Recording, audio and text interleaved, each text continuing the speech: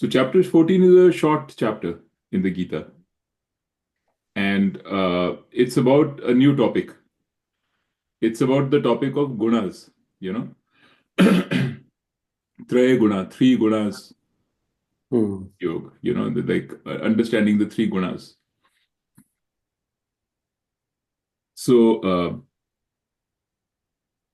I think the main thing is, do you guys, I mean, are you aware of these three gunas? Have you heard of these? Sattva, Rajas, Tamas? Tamas, yeah. Yeah. So maybe we can spend a little bit of time to understand what they are, what they are not. So the English translation of guna is qualities, but these are not qualities of Maya. These are not like properties of Maya or anything. It's called Trigunatmik Maya. That means the Maya with three gunas. So it's actually like facets of Maya. This is what Maya is. It's Maya is nothing but these three gunas. So one way in which people often, I've heard about it being described is like three, braid karte hain na, gut karte hain with three strands of hair. So you can think about it as these three strands of hair. They're always together, and together they create this braid or the gut called Maya. So whenever you're anywhere that you see, Maya is everywhere. Maya is the material cause, you can say, right, of the world. This world is nothing but Maya. So everywhere the gunas are there. And in some cases, certain guna predominates. In other cases, a different guna predominates. So, and in order to kind of even describe the qualities of the guna, they've even given colors. The Gita hasn't said that, but they say that sattva is white. It is purity. It's like a clean, pure knowledge. That's what sattva is. Having a clean, no impurities, just a pure mind, for example, would be a sattvic mind. And that's why it's given the color white. Then Rajas is denoted by color red. Because Rajas is like passion, desire, uh, restlessness, this desire for action. That's Rajas. And Tamas is black, because Tamas is just dumb ignorance, laziness, sloth. That's what Tamas is. So all these three are properties of Maya. So you will find these everywhere.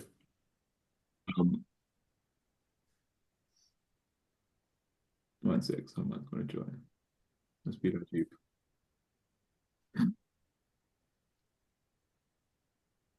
So that's how gunas are. That's what guna is. So if you say like our mind, the mind is very sattvic. And that means it's a very pure mind, very clean mind. It's just because the sattvic property of the gunas is predominant. Whereas if you say this person has a very tamasic mind, that means the person is or tamasic characteristics. That means the person is very lazy or ignorant, not interested in anything. That means because the tamasic properties of Maya are predominant in that person. And similarly, Rajasic, a lot of people are very Rajasic. They're very ambitious. They want to do things. They conquer. They are very successful. They are doing new, always wanting to do something more, something new. Restlessness. That's a very Rajasic property. So those people you could say are basically predominantly Rajasic. And a predominantly Sattvic person would be who's really interested, who is interested more in knowledge, in contemplation. That would be typically a Sattvic person. And a lot of what spirituality advises is to start developing Sattvic qualities, right? When because that is closest to a calm mind, closest to Antakarna Shuddhi. So that's generally what gunas are. It's not a property of Maya. It's not that Maya is something else and Maya has these properties. This is Maya. Maya is nothing but these. These are facets of Maya. The way Gita talks about them is it assumes that you know what these are. It gives a brief introduction to each one to say, here are the characteristics associated with Sattva, with Rajas, and with Tamas. But then it goes on to say that when we say that we are bound in this world, we are bound by Maya, it's these three gunas that we are bound by. And then it describes how each guna binds you. What does it mean? And then what does it mean to be free of the gunas? So if you're free of the gunas, that means that's another way of saying moksha. So if you remember, all these scriptures, they have multiple ways of describing bondage and freedom. So for example, in Gita also in the beginning, they said, knowing yourself as Atma is freedom. Knowing yourself as this body or the subtle body is bondage, right? So if you identify yourself as, predominantly think of yourself as just this physical body, you're in samsara, you're samsari. And predominantly think of yourself as Atma, that I am Atma, I'm not this body, then that's what is called moksha, correct? Because then you know that you're not limited by the limitations of this body. You're not going to cease to exist, just like the body ceases to exist. You don't keep changing all the time. You're not subject to ups and downs like the body is. You're Atma. So that's one sort of way of, right in the beginning, Gita said, one way of looking at freedom. Then in chapters 3, 4, 5, 3 and 4 predominantly, it looked at freedom or moksha from the perspective of karma. And it said that karma in this world is what binds us. Why does karma bind us? Because every time we do any action, any karma, then we get the results of that karma. And those results have to be borne by us. And those karma phals have to be accounted for. So then we are reborn in order uh, to account for those phals, to pay for or to enjoy the benefits of good things that we've done in the past.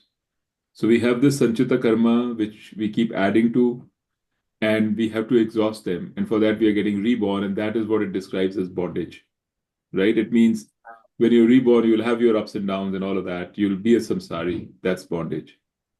That's why karma causes bondage.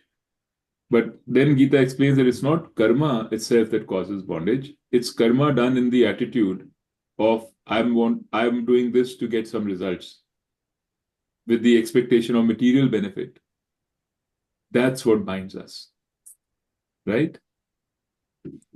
It promotes the feeling that I am the doer. I'm the one who is doing something good. I'm the one who's doing something bad. So I'm the one who will get the good results from this good action, and I'm the one who will get bad results from this bad action. So that's how karma binds us. And it says, how do you get out of this? Seeing yourself as the doer binds you. But knowing that you are not the doer, you're not the doer of the karma. Your subtle body and your physical body is the doer of the karma. That's what gives you moksha. That's what releases you.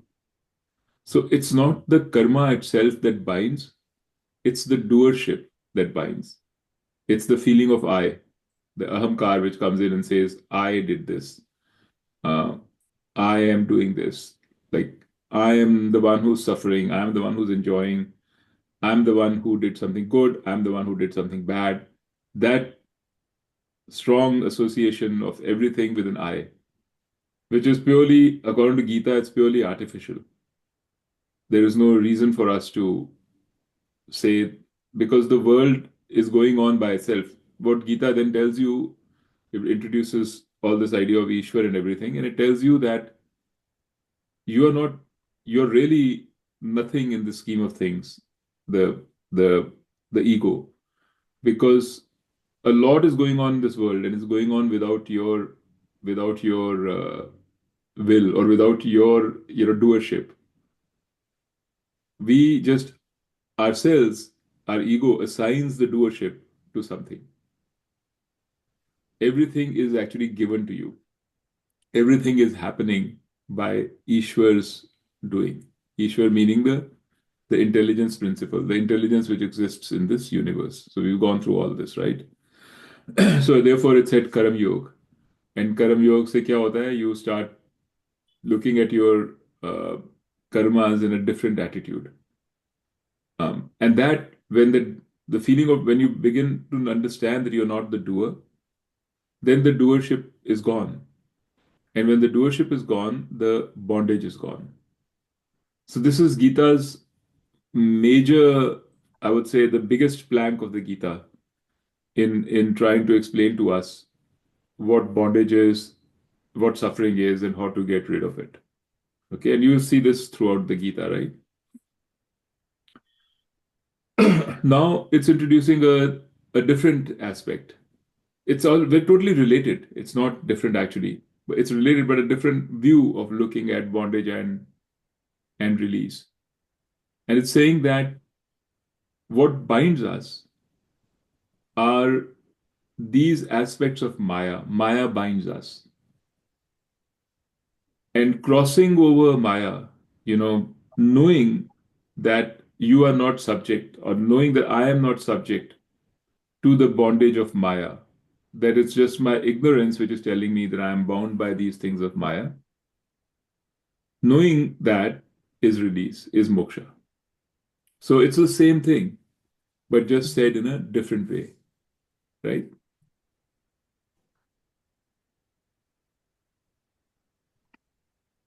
Then it says, what are these things which bind us?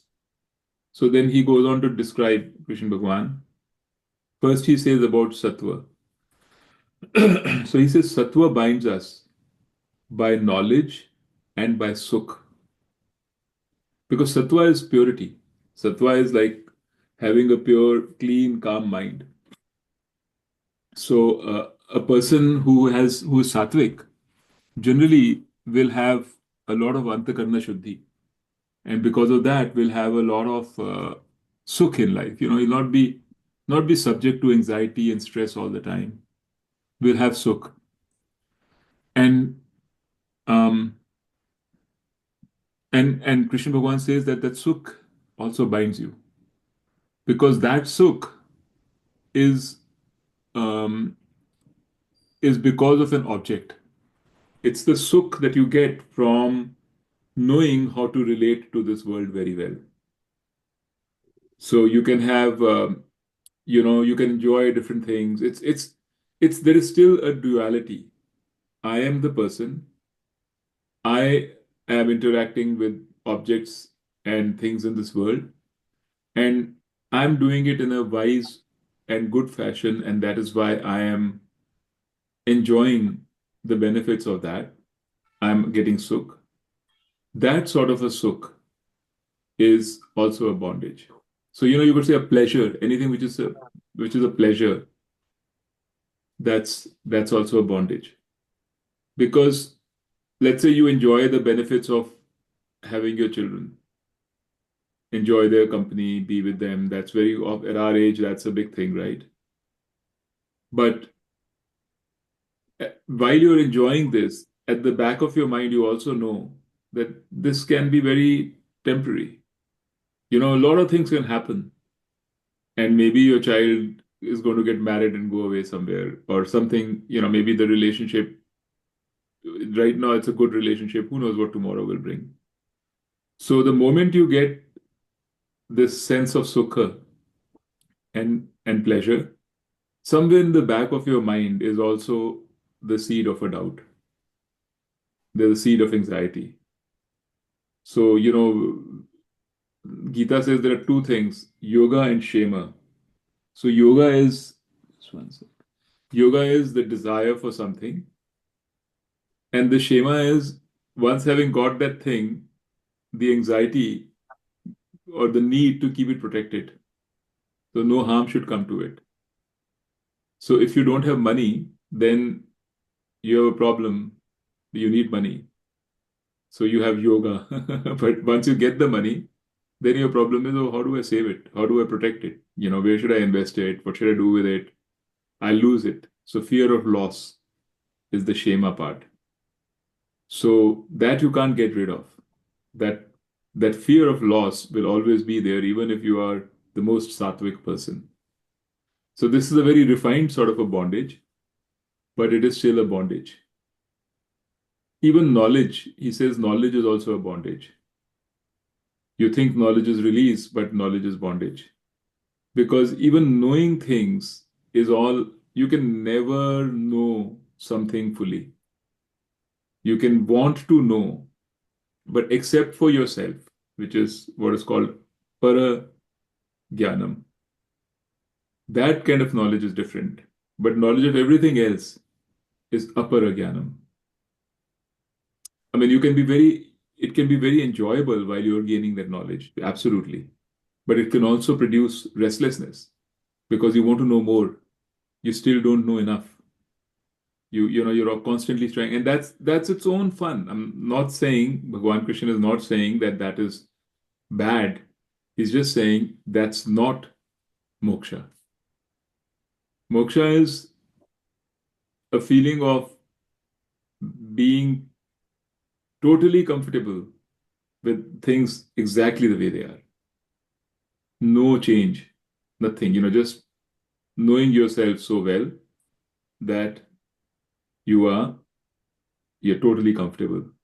And a person who is predominantly sattvic also doesn't have that. That person is closest to moksha, you could say, but still is involved with, it still is getting his pleasures from not just knowing yourself. So that is how sattvic is bondage.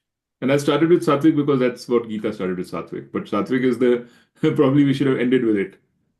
The other forms, which is rajasic and tamasic, are like easier to understand because rajasic means, trishna. Trishna means like strong longing for something. A strong desire is rajasic. Restlessness, it says physical restlessness and mental restlessness is all rajasic. The need to do something. Rajasic desires or rajasic tendencies always end in action. So it's easy to see how they are bondage. Rajasic people have very strong material desires. They have a need to act, and that just proliferates. I mean, they are noble, they are good. Rajasic people understand difference between right and wrong. They want to do the right thing, but they are still driven by action, driven by desires. So both sattvic and rajasic at least have discrimination. They know what is good and what is not good. There's no issue there. But the third category, tamasic, are like they don't even have that discrimination. They have no idea what is good and what is bad. They're just lazy. So the properties of tamasic are ignorance, that means a lack of discrimination, laziness and sloth, tendency to sleep a lot, things like this. So you can imagine tamasic people, they're dull. They're so lazy, they have no, they couldn't care whether something is good or bad. They just go for their immediate pleasure right now and be done with it. They don't even, Rajasic at least, they think about, they plan, they have noble ambitions. These guys don't, right? So that is the tamasic tendency that we all have. So all these three are tendencies that we all have. It's not as if somebody is this and somebody is that. We can be predominantly one or the other, but we have all the three. So tamasic, you can see, has no desire for even material things or material achievements, they are basically just blanked out, dull. So, and you can see how they are caught up in this world, because there's no question of them ever even wanting to have gyan, to know. They are bound, and they're just there. They are not thinking about it even. It's more of an animal sort of instinct rather than human. So these are the three gunas, and Gita says you think about it in your life, you'll see these three conditions of bondage with you all the time. I found the first one, the sattvic, very interesting, because a lot of people think that the goal is to become sattvic from rajasic and tamasic. And perhaps that is the goal for antakarna shuddhi, that you want to become more and more sattvic. But what Gita clarifies is that is not the goal that is not moksha. Just because you have a lot of good qualities and you are dharmic and you do the right things, you relate well, you don't have, super strong egos, you don't all the time lose your cool, you're even all of that. Just because you're all of that doesn't mean that that is your end, that is moksha, that you're not subject to suffering anymore. Um, that is another finer and even more enticing aspect of Maya. And crossing that, or knowing that that is also not what I am. Like, even knowing that I'm very sattvic can bring pride, can bring ego. So not knowing that even that I am not. I'm neither sattvic, nor tamasic, nor rajasic, nor is anybody else for that matter. Knowing this is moksha. So I am the consciousness, or I'm the Atma that underlies, that supports all these three: tamasic, rajasic, and sattvic. So that's a summary of chapter 14. Next time we'll go into a few verses of it. When we meet, I'll just share like what I've said. It says it. It'll be good to see it in black and white. And some places it gives a little more detail about what sattvic is, what tamasic is, and all. Maybe next time, and next two classes, or maybe we will finish it next time. We'll quickly go through it because it's a small chapter, and then we can move on.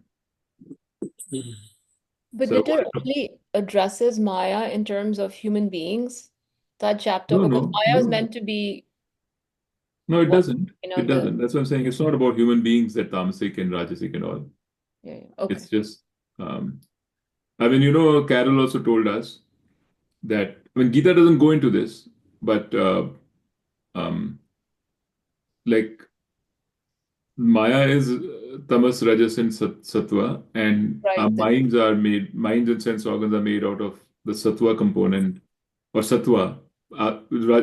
Maya, when it makes these three, our minds and sense organs and all, is basically exhibiting sattva. And the organs of action are rajas. And the world, the inert world which you see around us, the rocks and everything else, is essentially the tamas aspect. And tamas after panchikarna. So I don't know whether you guys remember, but we went through all this like years ago.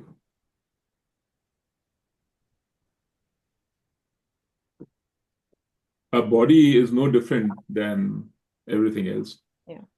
Our body is not alive, right? So our body is no different from a rock or anything else. It's just made of carbon, and rock maybe also made of carbon, different form. What brings life to the body is the subtle body. And even that is not what brings life to the body. What brings life to the body is the Atma. The subtle body reflects Atma. The subtle body appears to become alive in the presence of Atma, which is always there. So subtle body always appears alive. Right. And it's the sattvic facet that Right. allows that reflection of consciousness. So that's the thing. But those are the technical parts.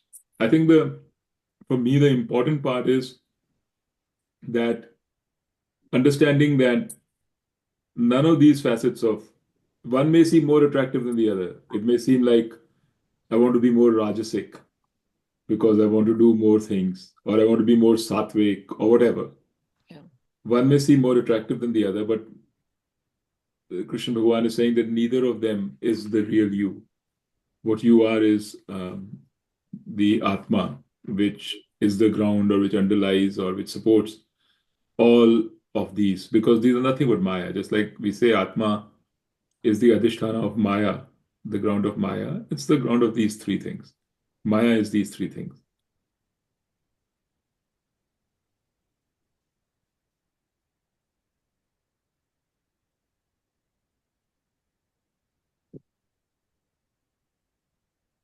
So any questions? Or anything else? We can talk about whatever you guys want.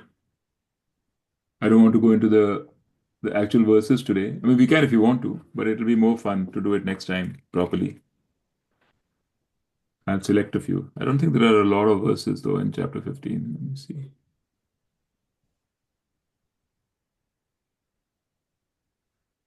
There are 27 verses.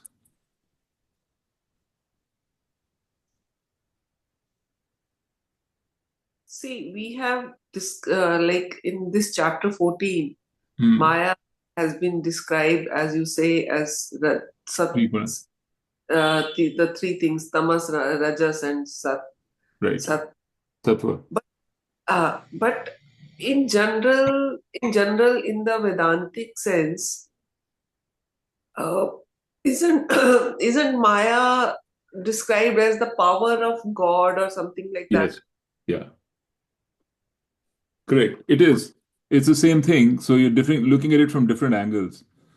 So you can say that Maya is that which has a creative power, right? It's Brahma meaning God, meaning Brahma. It's Brahma's creative power. Correct? So And Brahma, that's how Brahma has created this world. The Maya is the world, basically, yes, the yeah, whole universe, right. and God or Brahma has created this universe with Maya. Right. So now we are categorizing Maya into three parts. No. We are not categorizing Maya into three parts. We are saying that Maya with which the world has been created has three facets to it. Has Okay. three sides to it. Three properties. Properties, Is the can wrong we word. call it properties? You can't call it properties. You can just say it has facets, because properties would be like there is one thing and it has this property. So it's not, whatever is the property is not the thing. So if water has a property that it flows, right? Then you can't say water is that which flows only, right? Water is water. So you can't call it properties. It's like you then otherwise you'll think there is something else called Maya, and that Maya something else has these three properties. There is nothing else called Maya. This is Maya. Maya is the combination of Sattva, Rajas, and Tamas. And Sattva is Isn't Maya the intelligent cause of Ishwar? no, the material cause. The material cause of the world is Maya. The intelligent cause is Brahman. Okay, so Maya is Ishwar. Ishwar is so Brahman is the consciousness. When we say Nirguna Brahman, that means the Brahman without any properties, without any gunas. So the Nirguna Brahman is what permeates the whole world. That is what is actually this world. The Sagun Brahman is when we think about Brahman as having the properties of Maya. So Sagun Brahman is the Nirgun Brahman plus Maya, you can say is Sagun Brahman. And Sagun Brahman is equal to Ishwar. So they are the same thing. When you think about yourself as uh, not just the Atma, but Atma with this seeming body, with the subtle body, with everything else, right? Together, then you're thinking about like an Ishwar. But if you say, no, I am not this body, I'm not this mind, I am not any of these things, I am just Atma, which is completely without attributes, then you're thinking about Atma as Nirguna. But it is not true. It's not true that all these other bodies and everything doesn't exist. They exist. So Nirguna Brahman is just a concept. Nirguna Brahman is just to make it clear to us, for us to understand that these gunas are not part of Brahman. They're incidental properties of Brahman, these Maya things. That Brahman by itself is what exists. That's why we create this thing called Nirgun Brahman. But actually, Brahman is Sagun Brahman. Because this world exists. Exists not as, it doesn't exist as, in the same way as Brahman exists. That means it comes and goes. It is forms, not substance. But you see it. So what really exists is Ishwar, which means Ishwar, whose being is Brahman and whose form is this world. That is how we need to think about it. So when we only think about, because the reason why all these things are there is because of our mind. We always need to know, okay, how was the world created? How did this happen? We want to have an answer to these things. So the philosophy has come up with its own set of answers. How to think about it from the perspective of an inquiring seeker. So it says, okay, there is Brahman. Think about the Brahman, which was earlier, he was just the Brahman alone. Then with the power, then that Brahman decided to create the world. And the world came up. But that's not true. We know it. There was never a time when there was only Brahman with power and the world was not there. We say the world is anadi. It's beginningless. So you can say world goes through pralay, but pralay doesn't mean that the world is not there. Pralay means that the forms have collapsed into unmanifest state. They have not gone away. Maya never goes away. So the world, according to Vedantic thinking, is it collapses and re-expands. It manifests and unmanifests, but it doesn't go away. So this Brahman, which is Nirgun Brahman, which is a concept, is never just alone. The Brahman has this creative power of Maya. It always has, and it is always expressing itself in either the manifested world or an unmanifested world. That is the reality. But in order to explain to us, it says, okay, think about it like this, that there is just this Brahman with Maya power, and then Brahman said, let there be world, and then the world came about, It's just because that's how we think. We like to see, so we'll say, okay, science will say, okay, there was a Big Bang, and because of the Big Bang, the world came about, things like that. Hey, Dheeraj, one question. Yeah. Since we learned about Maya and, correlation to ignorance, is it fair to say that what you taught us today about the three gunas, right? I mean, aren't they like close to like 3 degrees of ignorance? Yeah, you could say that if you want to think about it like that. There are 3 degrees of ignorance, or rather three ways in which ignorance is manifesting itself. Yeah. All these three, they're all ignorant. They're all because of ignorance. It's because of ignorance that I would think I am sattvic. Right. Or that I'm rajasic or I'm tamasic. Yeah. That's To me, ignorance. so to me, the easier path to what you were saying is, this particular aspect plus the fact that Maya is the sum total of all ignorance in the world, right?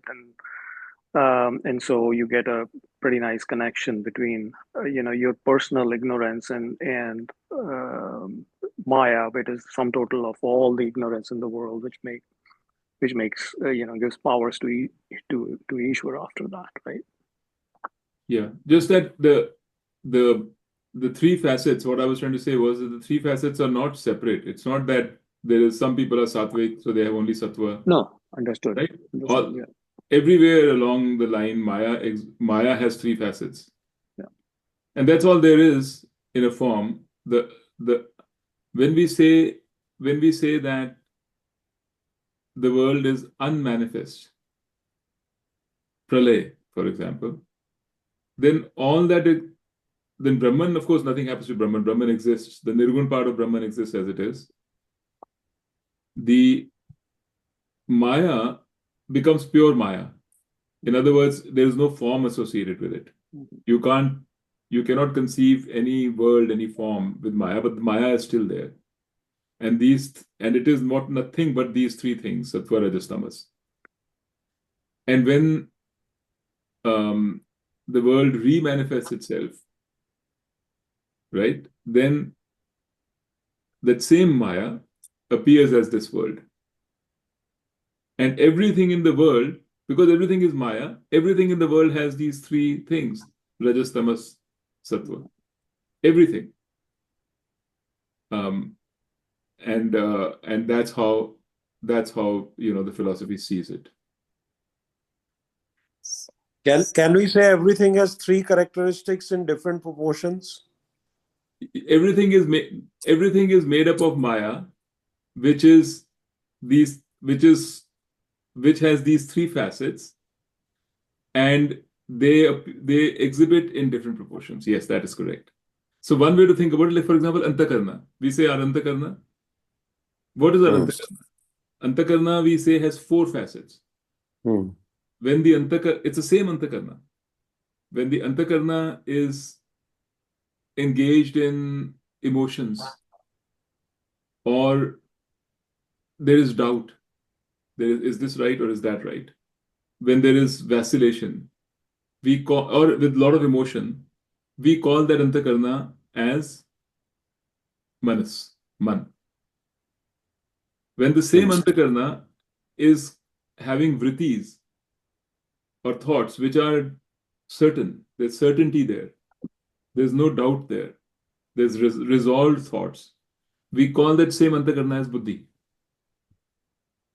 And when the Antakarna is engaged in remembering things, right, we call it Chitta.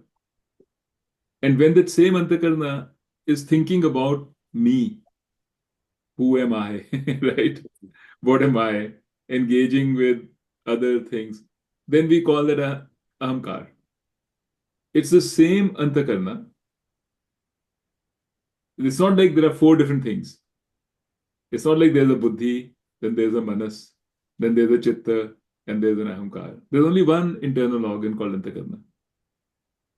Depending upon what it's doing, what it's engaged in, it can be any of these four things. So we say these four things are four facets of Antakarna. At any given time, it will be engaged in one or more of these things, right? And if there's a preponderance of one, we call it this. If there's a preponderance of the other, we call it that. So Maya is like that. Maya has three facets: Rajas, Tamas, and Sattva. It's impossible to say, Sanjay, that somebody is only Sattvic.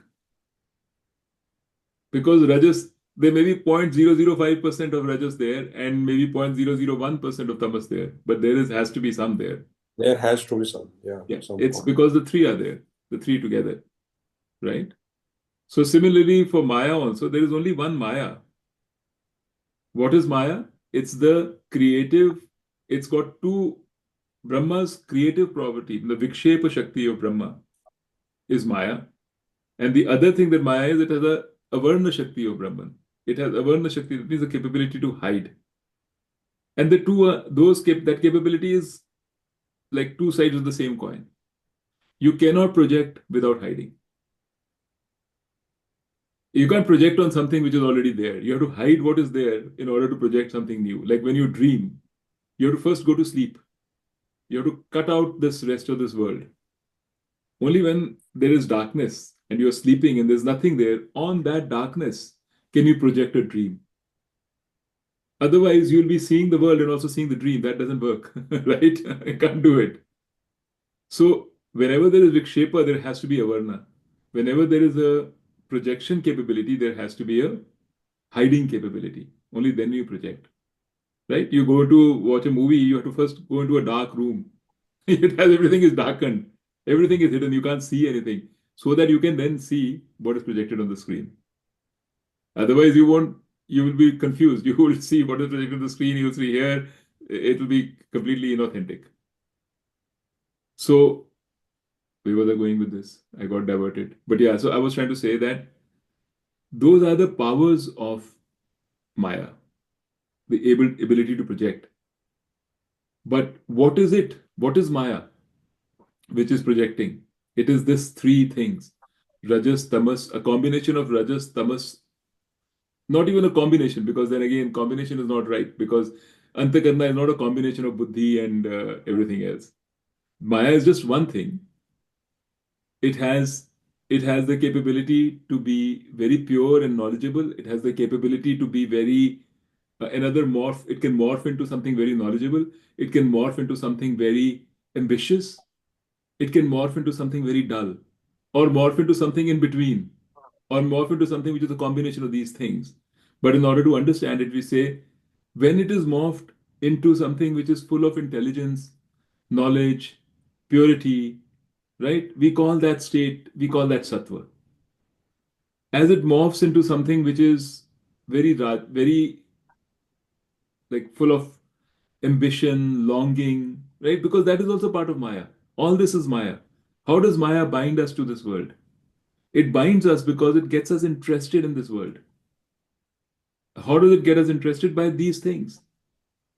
By creating desires, by creating longing, by creating attachments, by that's all we call that part of Maya, the Rajasic part of Maya. But it's the same one Maya, not three different Mayas. And it also has the ability to keep us engaged in this world through its sattvic form by telling us, okay, we are, you know, because sattvic is also a pleasure. When we read something, when we get knowledge, it's addictive. It's a pleasure. We enjoy getting knowledge. That's why we are getting knowledge. We enjoy being a good person in this world. There's a very refined feeling of pleasure you get when you do something good for somebody else. Now, that's not Rajasic. A Rajasic is very clearly going to do something good for himself. I mean, may do good for others also, but he's driven by his emotion, his ambition.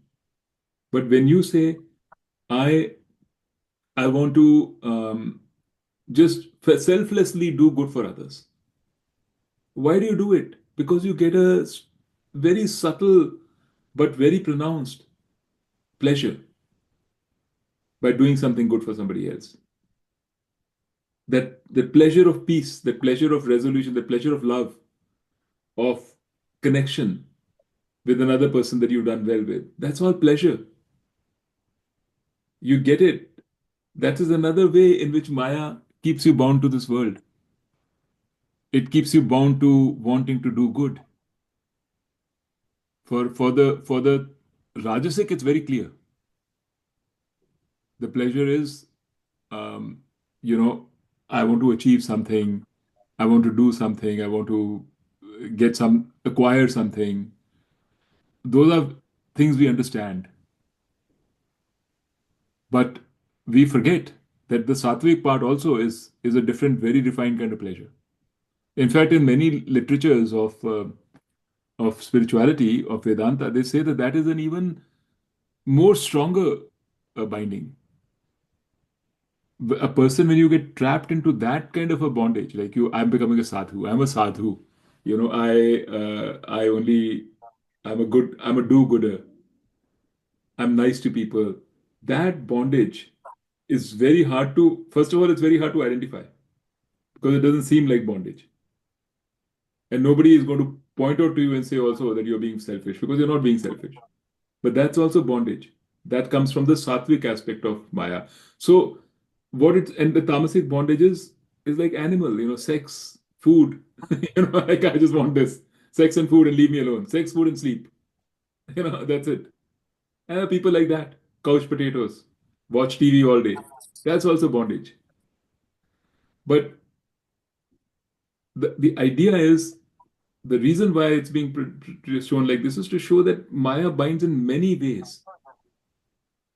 It's not just one way that Maya binds. All these are bondages of Maya, and we have to recognize them as bondages. So therefore, it's labeled them. So it's saying, okay, there's a sattvic bondage, right? Don't think that because you're a nice person doing good things, that you're free. Don't think that because you're pursuing Vedanta makes you free. You're in your own bondage. It's a sattvic bondage. Little subtler, little more difficult to understand. A king who, Alexander the Great, when he went around the world trying to conquer the world, was also in bondage. That bondage was very clear. We knew some people must be, we always admire people like that because they go out of their day to do big things, but they are also in bondage. And those who are couch potatoes, we don't admire them. It's very clear that they're in bondage too, because they see nothing beyond food and sex. So the idea is to show that Maya comes in many varieties. And beware, all these are bondage.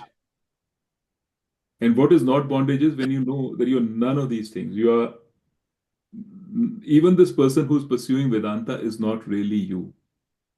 What you are is the Atma. Okay, is that clearer? I have a question like, now what we are talking about Maya here is in relation to humans. Yes, right now, Gita talks about Maya in relation to humans. That's very correct. But generally, what I had in my mind was like, Maya is the whole creation of the whole world, all Yes. living, non-living, everything. That's true also. Maya is the power that creates this whole world, and Maya is the power that binds the Atma to this world. So what is happening? What is happening is, the way Chandogya Upanishad and all others put it, okay? Little sort of taking liberties, but just to give you an idea. What is happening is, there is this Brahman. Brahman has created the world, then entered the world as an individual, and got absorbed in the world. I didn't get it. Please repeat. So, Brahman, right, has created the world. Prajapati, Brahman has created the world with creative powers, right? And then entered the world, the same world as an individual, as Mukta, is the same Brahman.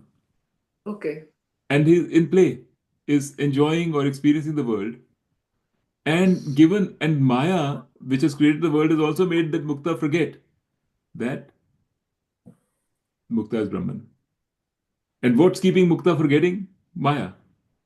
It's the same creative power which created the world and then has made Mukta forget that she is Brahman. So Mukta feels that she is not Brahman. It's the Maya which keeps Mukta from in bondage. In bondage means forgetting that you are Brahman. That is what is the definition of in bondage. I mean, the clear example is dream. If you have ever any doubts about it, just go to dream. In a dream, you have used your mind's Maya power. Everything is made of Maya, right? Even our mind is made of Maya. So our mind also has the power of avarna and vikshepa. It has the power to project and to hide. So say Mukta, you're dreaming. When you've gone to sleep, what have you done? You have blocked out, through your avarna shakti, you blocked out the world. And then you said in that, I am now going to project a new world. So you projected a whole new world called the dream, your own world. That whole world has been projected by Mukta. So in a little way, you can think about Mukta as Brahman, as Prajapati. So Mukta has the power to project a whole new world, which Mukta did.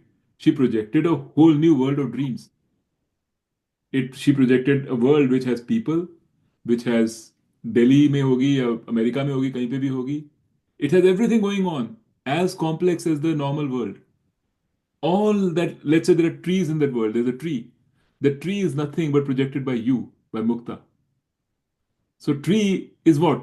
It's the manifestation of mukta's knowledge of a tree, which mukta has used Maya to project. But that's not all. Mukta has also projected mukta in the dream, the same mukta, which has gone in the dream and has made that mukta forget that she's in a dream. Because when you are in a dream, you don't think that you're in a dream. You don't think, oh, that tree in front of me is actually just me dreaming. The tree is also me and I'm also me. You don't think like that. You've forgotten all about that. All you think is, I am this mukta in this body. The rest of the world is not me. And you will be walking and you will be hit by a truck. And you may be feeling a lot of pain because you're getting hit by a truck. And you were surprised by the truck. You didn't know that the truck is coming. But why should you be surprised? Because the truck is also created by you. There's nobody else. There's only Mukta that created the truck, which came and hit the Mukta in the dream and made Mukta forget that the truck is there. So all these things are happening in the dream. You just focus on your dream and analyze the different parts of it, and you'll see the parallel with Vedanta, with how Maya is. But Nitin, the dream analogy, Mukta can never really, the dream Mukta can never realize that she is a dream Mukta until the dream is done. Unless she meets a guru. No, but You can't realize that you are Brahman unless, till you wake up from this dream. You can and only also know that you're like the Brahman. death of the dream Mukta, like if I have a dream and I am killed in my dream, that dream Kiki is really going to be dead. Or if you wake up from the dream, if I No, wake up from my dream, suppose you everything's in the done. dream Kiki, suppose in the dream Kiki you meet a guru and the guru tells you, no, Kiki, you are actually not a dreamer, but you're a waker. The essence of you and the essence of me, the guru, is just Kiki, is just that same thing. You may be able to understand it and say, oh, I see. And the guru will tell you can't really experience it because to experience you have to have two different things. Just like everything that we are teaching here, you can be taught in the dream. And in the dream you can say, okay, now I'm not so, I understand. Even while knowing all the time that the dream me is going to die. I mean, knowing that the dream me, the body is going to die. Knowing that the dream me has a dependent existence on the waking me, and that is really the true essence of me. Okay. Right? I'm confirming. Yeah. Can I actually ask something? Let Mukta Sorry, also Mukta, ask a you question. finish. Let's just finish because I was just talking to her. Then we can come. Huh? Sorry. Sorry, I'm back there only. So when we say that Maya has created the universe and everything, and when we are saying Sattva, Rajas and Tamas, so Sattva, Rajas and Tamas are only for the humans and not for the non-living or the animal and other worlds. For everything. Sattva, Rajas, Tamas are just aspects of Maya. It's the same Maya which has created everything. Don't get confused by Sattva, Rajas, Tamas because see, that's the problem. We think that there is something called Sattva, something called Rajas, something called Tamas as three separate things. That's not true. No, There's only they one are thing called Maya. Yeah. And that Maya has different forms. Yeah. But those forms are only for human, Why? this thing, I think. I mean, how does this Rajas Tamas apply to, say, what you were saying, rock or the body for that matter? No, it's not. See, I mean, I can give you a technical explanation for this, which is the way Vedanta says, okay, predominantly tamas portion of the Maya. The Maya in predominantly tamas form is what becomes this world. Okay. Right? Maya in predominantly sattvic form is what becomes the mind and the subtle body. Well, the mind and the sense organs. The Maya in the predominantly rajasic form is what becomes the organs of action. correct? It's just saying that when Maya is being projected as the mind, as the human mind, or any animal's mind, or any mind, the sattvic properties come to the fore. It has to. It has to show its sattvic form to become the mind, because in its sattvic form, Maya reflects consciousness, and the mind reflects consciousness. When Maya has to become an organ of action, it brings to fore its rajasic form. When Maya has to become this inert world around us, the entire universe, it has to bring to fore its tamasic form, Okay.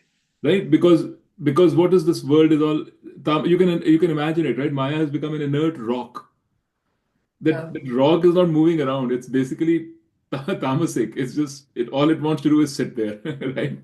Heavy, sloth, sit, dull. So Maya Maya becomes a rock because it has this ability to morph into something tamasic. But in order to become a mukta who's full of energy and wants to do different things, it can do that too. It can become mukta too. But there it has to show more of a rajasic character, because it's showing a person who's wanting to do all these things. And maybe Sanjay is a reflector. He likes to sit and reflect and knowledge. Then, when in order to become Sanjay, it will have to, morph more into its sattvic form, because it has to show it has become a person who's reflecting. So all these things they're just one Maya, right? Because there is variety in this world, it shows itself in slightly different varieties of form in order to become those things. And again, it's just a rough, very, very rough sort of way to explain to people like us, to laymen, how the same Maya can become so many different things. Because it has these three things, and it's just taken these three. It could have taken any other three also and said, these are the three facets. It just so happened that they took these three facets. One was Tattvic, one was Rajasic, one was Tamasic. We could have taken five, right? We could have taken two, anything. Like the mind. It's convenient for us to take four facets of the mind, because those four things are very important when we are talking about the philosophy. Similarly, these three things are very important when describing the philosophy. So whoever has put together the philosophy will figure out what's the most convenient way to classify, or to kind of what facets to take. Understand, Mukta? Yeah. Sure? Yeah. Otherwise, we can talk next time also. नहीं ठीक है. Sorry, Kiki, you were saying something? Sorry. I just wanted to finish I that was, before we go on to the next topic. what? No. I said I just wanted to. You were saying something. Yeah, I was going to ask something, Ah, which is that, just to clarify, as long as this person knows that my existence and my reality is Brahman, then the rest of it, which is whether it's subtle body, causal body, physical body, that's a model. Then there's a model of Maya having, these three aspects. All the rest of those are models that Vedanta proposes. There can be another religion or, right. or spiritual tradition Sankhya propose a different proposes a model. different model. Right. But the thing that stays true, and the thing that has to be understood clearly, is that I as this person have a dependent reality on Brahman, that this is not independently existing. It doesn't have independent, that my body and my person doesn't have independent existence, that its substrate is Brahman. The That has to be clear, but the rest of it is scaffolding, Yeah, right? The rest of it absolutely. is whatever models there Yes, are. and what has to be clear is it's not that I have a dependent reality on Brahman. I am I Brahman. am. Yeah. Okay, my body has a dependent reality. Everything has Yes, a yes, dependent, but I am Brahman. Yeah, yes, that's yes. that's what the whole of Vedanta has one aim, which is to show us, to tell us that there is something called Brahman, which exists. Because without Vedanta, we would never come to know about it, because our eyes can't see it, we can't hear it and all that. And that is the substance of this world, and it's also me. That's basically what it's trying to say. Right. And everything else is pointing to that and taking you there in one way or the other. So the rest of it doesn't have to be taken so literally. Maya having these three, I mean, those are models. They are trying to help our human minds understand, Yes. but they don't have to be taken so literally. Yeah.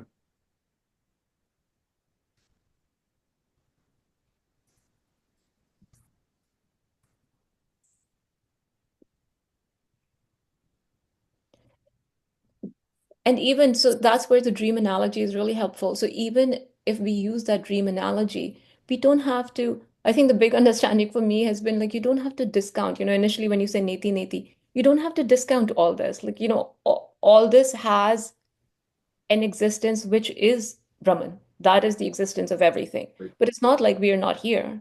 We are here as these people. Yeah. It's just that our true nature is not understood. That the substance, that this is all a form. We think they're substances, each one of is independently existing. They are not independently existing, they are a form. The substance of each of this is Brahman. Even space. We think that there is empty space which doesn't exist. That then there is an object which exists in space, there's another object which exists in space. It's saying no, everything is a form, including the space in between. Yeah. And the substance of all of that is Brahman. That's because we didn't know Brahman. So now it's just saying you know that Brahman as the substance of everything. That's all. Nothing else has changed. Just that there was no Brahman in your cognition. Now there is. That's it.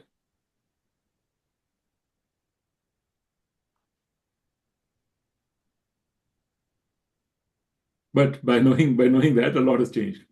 Okay.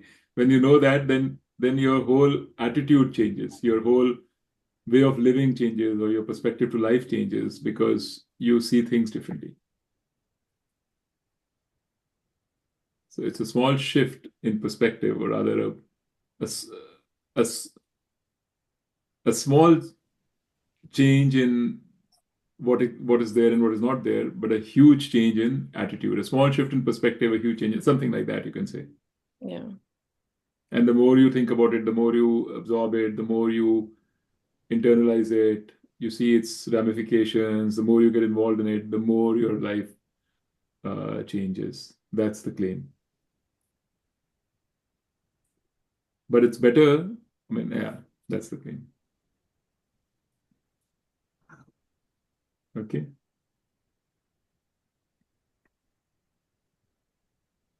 Rajiv, does it kind of tally with what you were thinking also? Are you okay? I know Yeah.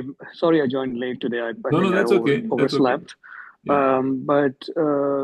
Yeah, I mean, I everything gels. I think I just need to spend some time because there's just so many different ways Maya is explained. I think today was the first time, um, um, there is a correlation between um Maya and God and Maya and human beings, right? I think it became a little bit clearer that they are all connected. They're no different, actually.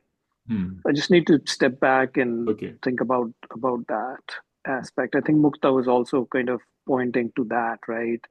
Is Maya in the context of God, and Maya in the context of human beings, and Maya uh, being, equivalent to ignorance. I think you have to connect the dots, I think, mentally.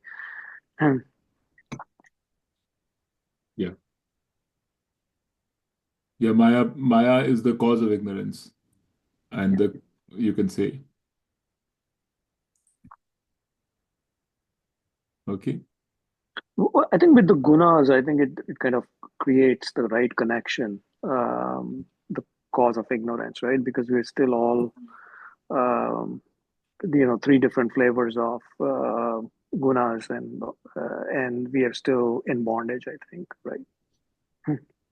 Right. It just shows how, so the gunas show you how Maya can become this diverse world. Because if Maya was just one thing, always the same, then it wouldn't be able to explain the diversity in the world. We say that the world is diverse, different attitudes, different people, different forms, different things, so much difference. Yeah. right? And there's only one Maya. Then how does that Maya become so many different things, right? And the Gunas tell you that the Maya has this variety. It has that intrinsic variety to become many different things. And in the case of Maya, another problem that might be happening, Mukta, especially when you ask this question, is you may be thinking that Maya is like you're thinking in terms of forms, in terms of things, objects. But then we were describing Maya in terms of emotions. When we talk about Rajasic, we can say Rajasic emotions.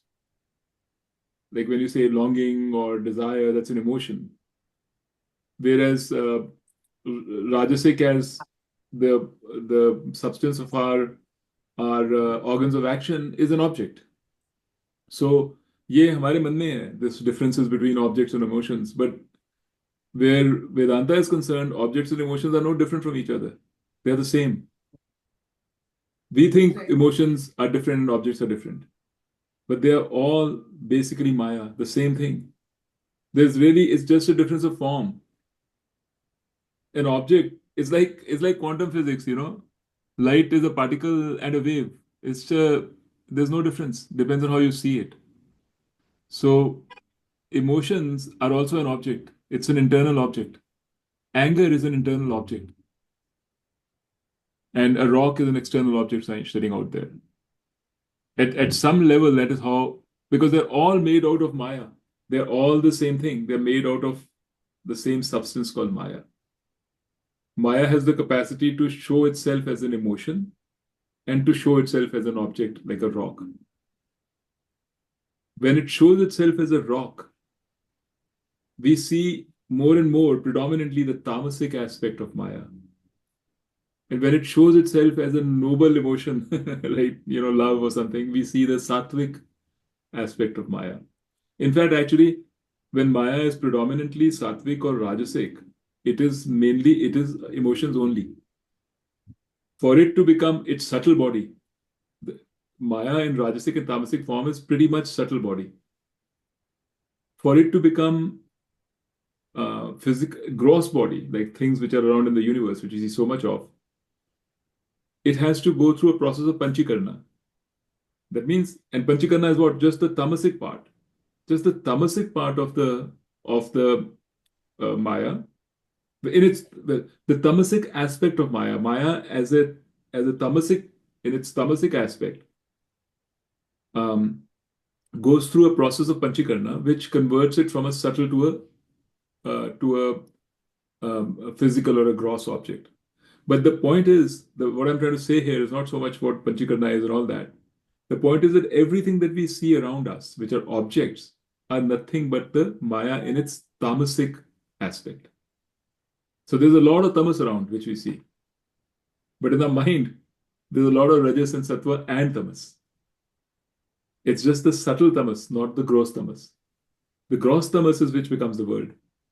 The subtle tamas is which becomes sloth and laziness. Man, like, chill, I don't want to do anything.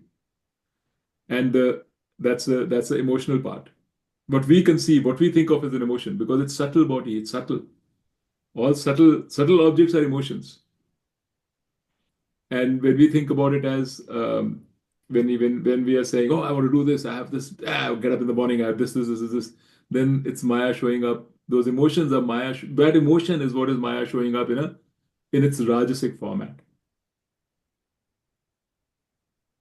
So it's saying every object, subtle object, gross object, internal object, external object, all objects are nothing but Maya.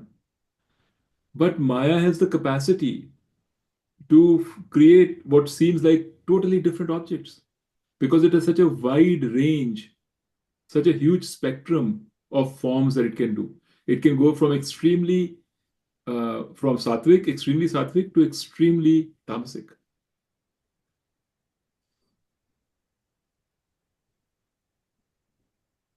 Same Maya, just that same Maya has all this in it. Which one it wants to express, just like our genome. We have a huge genome with multiple genes. Which gene do we want to express to create which protein? It's the same genome. We want this protein, okay, we'll express this gene. We want that protein, we will express that gene. Right? It's just like that. What will Maya show up as? It will show up as highly tamasic if it has to, and grossified when it has to become a rock.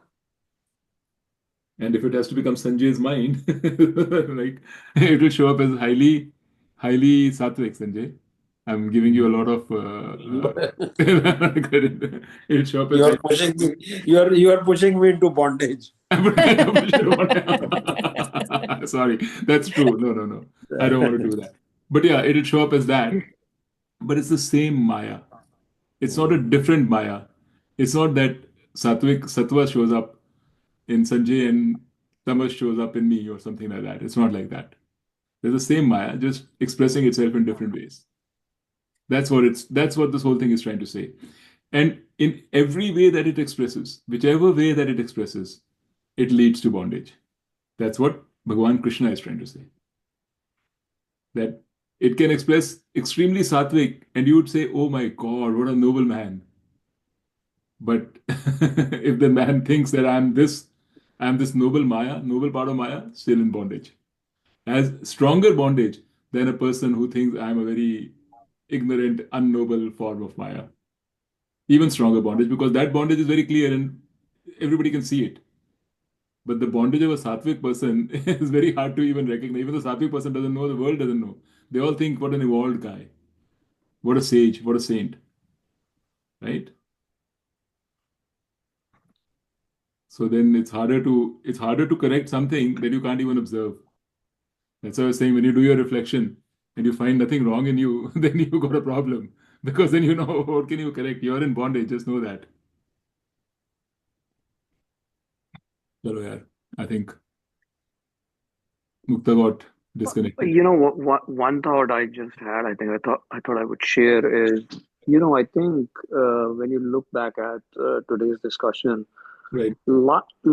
human life to me, on a per person basis, can be equated to just a puzzle with so many different projections from Maya, right? Whether they're emotional, right?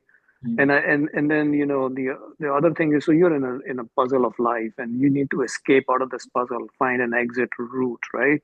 Right. And that's Brahman.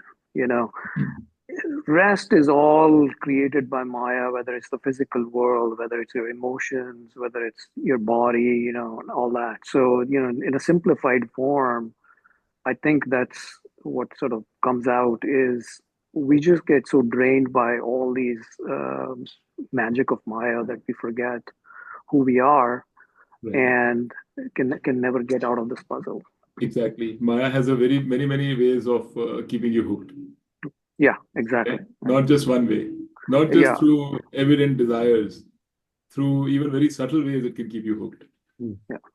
Ego has it's very hard to identify ego. It's like that's what it's saying. You're Well, right. I like that analogy. It's a good one. Yeah, the other thing I was thinking of is the escape is through your mind, which is also controlled by Maya, right? and that's so in life, everything is, I come from a logic background, and everything is a self loop. So Right. it's like you're coming back to the same thing, is you're asking Maya to open the door for you. You have to use an instrument that is really produced by Maya, or it's a self-fulfilling prophecy, right? Right? I mean, there's no other way though. And that's why Shankar Yeah. says, we use a thorn to remove a thorn. Yeah. Right? If you have a thorn in your body and you want to remove it, you'll have to use another thorn. Mhm. Poke it and take it out. That kind of a thing. Yeah. So we are using the faculties of our mind to tell our mind that hey, it's yeah, I know what you mean. It's like apoptosis, right? In a cell death, you're using your own cells to kill themselves. Yeah. So In there are engineering, it's medicines called which do that. recursion. Huh? In the engineering, it's Yeah. called recursion. Recursion. Okay. Yeah, same thing. Yeah. So we are being recursive. Yeah, we are being recursive, and it's a known scientific fact that the recursive problems are the hardest to understand Really? because Oh, you okay. It's like Mission Impossible, this message will self-destruct in 2 minutes. It's like that. So get your yeah, message quickly and then destroy it. yeah, right. Yeah. That's why they say even Vedanta, you use the Vedanta like a boat. Cross the river, then discard the boat. It's kind of After some time, forget about Vedanta because Vedanta will draw you back. So, okay. But there's no discarding the boat, there's no crossing a river. Like if I know that I'm in my own dream, there's nothing I just have to know I'm in my dream. That's all. Yeah, but it's easier said than done. Just because you are the way that you're looking at it, you're saying, I just have to know this and I'm done. But that's killing No, yourself, right? I'm not saying it's easy. I'm trying to get to what is true. But To when get you to are in what the is true, dream, you can't just take Vedanta's word for it. That's the part I'm saying. But I don't want to open a new discussion. We can do this next time. But I'm saying right now we are at a stage, all of us, where we are taking Vedanta's word for it. And at some time we'll have to say, forget Vedanta now. Vedanta has done its job. It's given us the ideas. Now I have to figure out for myself what really is true. At some stage we'll have to do that. That's what I So meant. isn't that nidhyasana? Yeah, absolutely. I mean, That's it's both nididhyasana and it's nididhyasana, very right. Even more so than mananam, it's nididhyasana. Is it really true? Right? That's correct. Yeah. Yeah. So yeah, And that I has think to all be realized within, like the dream character has to realize within the dream, I'm in a dream. let's simplify it and say we've got to find out. The dream is an example. Now we got to find out what our truth is. Almost done. Chalo, yeah, let's call it a day All now. right. Okay. Okay. Okay. Thank you. Okay. We'll talk in 2 weeks. okay. Bye.